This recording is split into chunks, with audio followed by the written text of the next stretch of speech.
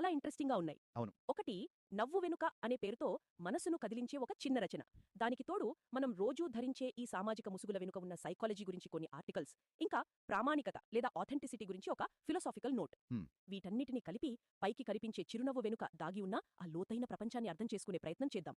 ఇది చాలా ముఖ్యమైన అంశం. ఎందుకంటే మనం తరచుగా మనుషుల ప్రవర్తన మాత్రమే చూస్తాం. అవును, దాని వెనుకున్న కారణాలను కాదు. ఈరోజు మనం ఆ కారణాల లోతుల్లోకి వెళుతున్నాం అన్నమాట. సరిగ్గా చెప్పారు. ఈ చిన్న రచన ఒక అద్భుతమైన ప్రారంభ స్థానం. అది ఒక వ్యక్తిగత అనుభవంలా అనిపించినా దానిలో ఒక సార్వత్రిక సత్యం దాగి ఉంది. ఉండడం మర్చిపోయావు. అందరి ముందు నవ్వుతావు, కానీ ఒంటరిగా ఉన్నప్పుడు మనసు బరువెక్కుతుంది. ఎవరూ చూడరు, ఎవరూ అడగరు నిజంగా బాగున్నావా అని. నవ్వు ఒక అలవాటైపోయింది, బాధ మాత్రం నిజం. ఆ నిజాన్ని వినేది ఒక్కటే నీ గుండె చొప్పుడు. ఈ మొదటి 2 వాక్యాలు, నవ్వటం నేర్చుకున్నావు కాని సంతోషంగా ఉండడం మర్చిపోయావు, వినగానే నాకనిపించింది ఇదొక నైపుణ్యం నేర్చుకోవడం గురించి కాదు, బ్రతకడం కోసం ఒక ముసుగును తయారు చేసుకోవడం గురించి. సరిగ్గా అదే. నవ్వు అనేది సంతోషం నుంచి రావాలి, కాని ఇక్కడ నవ్వు ఒక ప్రదర్శనగా మారింది. సరిగ్గా అదే పాయింట్. దీన్ని మనస్తత్వ శాస్త్రంలో ఎమోషనల్ లేబర్ లేదా భావోద్వేగ శ్రమ అంటారు. ఓ, అంటే మన లోపల ఎలాంటి భావాలున్నా బయటకు మాత్రం ఉద్యోగానికి లేదా సామాజిక పరిస్థితులకు అవసరమైన భావాన్ని ప్రదర్శించడం. ఉదాహరణకు కస్టమర్ సర్వీస్లో పనిచేసే వాళ్ళు రోజంతా నవ్వుతూ మాట్లాడాలి, వాళ్లకు వ్యక్తిగతంగా ఎన్ని సమస్యలున్నా సరే. నిజమే. ఈ రచనలో చెప్పిన వ్యక్తి కూడా అదే చేస్తున్నాడు. ఆ నవ్వు అతని నిజమైన భావం కాదు, అది అతను చేస్తున్న ఒక పని. నాకు తెలిసి ఆఫీస్ జూమ్ కాల్స్లో ఇది అందరికీ అనుభవమే. స్క్రీన్ మీద నవ్వుతూ ఉంటాం, కానీ కెమెరా ఆఫ్ చేయగానే హమ్మయ్యా అనుకుంటాం. ఖచ్చితంగా. బహుశా ఇది ఆ ఎమోషనల్ లేబర్ యొక్క చిన్న వర్జన్ ఏమో. కరెక్ట్. అయితే ఈ నేర్చుకున్న నవ్వుకి నిజమైన నవ్వుకి తేడా లేదా సైంటిఫిక్గా? ఖచ్చితంగా ఉంది. మన మెదడులో దీనికి ఒక ఆసక్తికరమైన సంబంధం ఉంది. 19వ శతాబ్దంలో న్యూరాలజిస్ట్ గియోమ్ డుషేన్ దీనిపై పరిశోధన చేశారు. నిజమైన సహజమైన నవ్వు అంటే డుషేన్ స్మైల్ కేవలం నోటి కండరాలనే కాదు, కళ్ల చుట్టూ ఉన్న కండరాలను కూడా కదిలిస్తుంది. అంటే కళ్ళు కూడా నవ్వుతున్నట్లు కనిపిస్తాయి. అవును, కానీ బలవంతపు సామాజిక నవ్వు కేవలం పెదవుల దగ్గరే ఆగిపోతుంది. దీన్ని మెదడులోని వేరే భాగం నియంత్రిస్తుంది. సో ఈ కవితలో చెప్పిన నేర్చుకున్న నవ్వు న్యూరాలజికల్గా కూడా ఒక భిన్నమైన ప్రక్రియ. అది ఒక ప్రదర్శన మాత్రమే. వావ్, ఇది చాలా ఆసక్తికరంగా ఉంది. అంటే ఆ వ్యక్తి నవ్వినప్పుడు అతని కళ్ళు అసలు నిజాన్ని చెప్పేస్తున్నాయేమో, కానీ ఎవరూ గమనించడం లేదు. బహుశా. ఈ ప్రదర్శన వల్ల కలిగే పరిణామాల గురించే తర్వాతి వాక్యాలు మాట్లాడుతున్నాయి.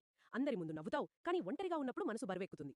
ఈ వాక్యం చదివినప్పుడు నాకనిపించింది ఇది కేవలం 2 ప్రపంచాలు కాదు, ఒకే వ్యక్తి లోపల జరిగే ఒక యుద్ధంలా ఉంది. అవును, public self versus private self. ఎంత భయంకరమైన సంఘర్షణ కదా. అవును, ఆ సంఘర్షణ యొక్క మానసిక భారాన్నే మనసు బరువెక్కడం అనే మాట సూచిస్తుంది. ఇది కేవలం బాధ కాదు, ఆ నటన వల్ల కలిగే అలసట.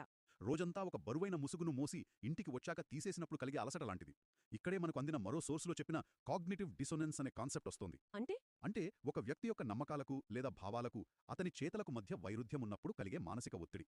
ఇక్కడ భావం బాధ, చర్య నవ్వు, ఈ రెండింటి మధ్య ఉన్న అగాధం ఎంత పెరిగితే మానసిక భారం అంత ఎక్కువవుతుంది. అంటే ఆ వ్యక్తి తనను తానే మోసం చేసుకుంటున్నాడు. ఈ మోసం ఎక్కువ కాలం కొనసాగితే ఏమవుతుంది? మనకు అందిన రీసెర్చ్ ఆర్టికల్స్లో దీని గురించి ఏమైనా ఉందా? ఉంది, చాలా స్పష్టంగా ఉంది. కొన్ని అధ్యయనాల ప్రకారం తమ నెగటివ్ భావాలను నిరంతరం అణిచివేసే వ్యక్తులలో కార్టిసాల్ అనే ఒత్తిడి హార్మోన్ స్థాయిలు ఎక్కువగా ఉంటాయి. ఓ, అంటే దీనివల్ల శారీరక ప్రభావాలు కూడా ఉంటాయన్నమాట. ఖచ్చితంగా. ఇది దీర్ఘకాలంలో రోగనిరోధక శక్తిని తగ్గించడం, గుండె సంబంధిత సమస్యలు, డిప్రెషన్ వంటి వాటికి దారితీయవచ్చు. My God. కాబట్టి ఈ రచనలో మనసు బరువెక్కడం అనేది కేవలం ఒక అలంకారికమైన మాట కాదు, అది ఒక వాస్తవమైన శారీరక మానసిక అనుభవం. ఆ భారం నిజంగానే ఆరోగ్యాన్ని దెబ్బతీస్తుంది. ఈ నటన వల్ల కలిగే అలసట గురించి మీరు చెప్పింది నిజం. అయితే ఆ అలసట వ్యక్తిగతం మాత్రమే కాదు, అది సామాజిక సమస్య కూడా అని తర్వాతి వాక్యాలు సూచిస్తున్నాయి కదా. ఎలా? ఎవరూ చూడరు, ఎవరూ అడగరు నిజంగా బాగున్నావా అని. ఈ మాటలతో ఫోకస్ మొత్తం ఆ వ్యక్తి లోపలి నుంచి బయటి సమాజం మీదకు షిఫ్ట్ అవుతుంది. ఖచ్చితంగా. ఇది ఒక లోతైన సామాజిక విమర్శ. మనం ఎంత వేగంగా, ఎంత ఉపరితల సంబంధాలతో బతుకుతున్నామంటే మన పక్కన ఉన్న వాళ్ల కళ్లల్లోని నిజాన్ని కూడా గమనించలేకపోతున్నాం. అవును. బాగున్నావా అని మనం రోజుకు 10 సార్లు అడుగుతాం, కానీ అదొక పలకరింపు మాత్రమే. దానికి బాగున్నాను అనే యాంత్రిక సమాధానం వస్తుందని మనకు తెలుసు. కరెక్ట్. కానీ ఈ రచనలో అడుగుతున్నది ఆ ప్రశ్న కాదు, నిజంగా బాగున్నావా అనే ప్రశ్న.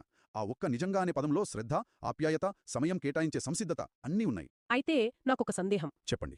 ఒకవేళ ఎవరైనా మన దగ్గరకు వచ్చి శ్రద్ధగా మన కళ్లల్లోకి చూసి నిజంగా బాగున్నావా అని అడిగినా మనం నిజం చెప్పడానికి సిద్ధంగా ఉన్నామా? మంచి పాయింట్. బాగున్నాను అని చెప్పడమే మనకు అలవాటైపోయింది కదా. ఆ ముసుగును మనమే తీయడానికి ఇష్టపడమేమో. బలహీనంగా కనిపించడం ఇష్టం లేక కావచ్చు. ఇది చాలా ముఖ్యమైన పాయింట్. సమస్య 2 వైపులా ఉంది. అడిగేవారిలో నిజాయితీ లోపించడం ఒకటైతే, చెప్పేవారిలో ధైర్యం లేకపోవటం మరొకటి. అవును, మనల్ని మనం బలహీనంగా చూపించుకోవడానికి భయపడతాం. ఇతరులు మనల్ని ఎలా చూస్తారో జడ్జి చేస్తారేమోనని ఆందోళన చెందుతాం. దీనివల్ల ఒక విషవలయం, ఒక విష సైకిల్ ఏర్పడుతుంది. ఎవరు అడగరు, అడిగినా ఎవరు చెప్పరు. అందుకే ఆ వ్యక్తి ఒంటరిగా మిగిలిపోతాడు, తన బాధతో తనే బతకాల్సి వస్తుంది. ఆ ఒంటరితనం ఎంత తీవ్రంగా ఉందో తర్వాతి వాక్యాలు చెప్తున్నాయి. నవ్వు ఒక అలవాటైపోయింది, బాధ మాత్రం నిజం. ఇది మొత్తం రచనకే గుండెలాంటిది. ఇక్కడ నవ్వు ఒక అసంకల్పిత చర్యగా, ఒక రిఫ్లెక్స్గా మారిపోయింది. అంటే ఆలోచించకుండానే ఆటోమేటిక్గా నవ్వేయడం. ఇదెలా ఉందంటే, ఒక నటుడు ప్రతిరోజు ఒకే పాత్ర వేసి వేసి చివరకు తన సొంత వ్యక్తిత్వమేంటో మర్చిపోయినట్లు. ఓ, మంచి పోలిక. ఆ పాత్రే అలవాటైపోతుంది, కానీ సెట్ నుంచి బయటకొచ్చాక తను అనుభవించే ఒంటరితనం, అలసట అదే నిజం. ఈ రచనలో కూడా అంతే. బాధ మాత్రం నిజం అనడంలో మిగతావన్నీ ఆ నవ్వుతో సహా ఒక భ్రమ, ఒక అబద్ధం అనే అర్థం వస్తుంది. అంటే నవ్వు అనేది ఒక రక్షణ కవచంలా మొదలై చివరికి అదే ఒక జైలుగా మారిపోయింది. ఎగ్జాక్ట్లీ.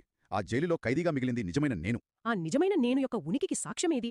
బయటి ప్రపంచం మొత్తం ఆ నవ్వు అనే అబద్ధాన్ని చూస్తున్నప్పుడు ఆ లోపలి నిజాన్ని గుర్తించేది ఎవరు? అక్కడే చివరి వాక్యాలొస్తాయి. చెప్పండి. ఆ నిజాన్ని వినేది ఒక్కటే, నీ గుండె చప్పుడు.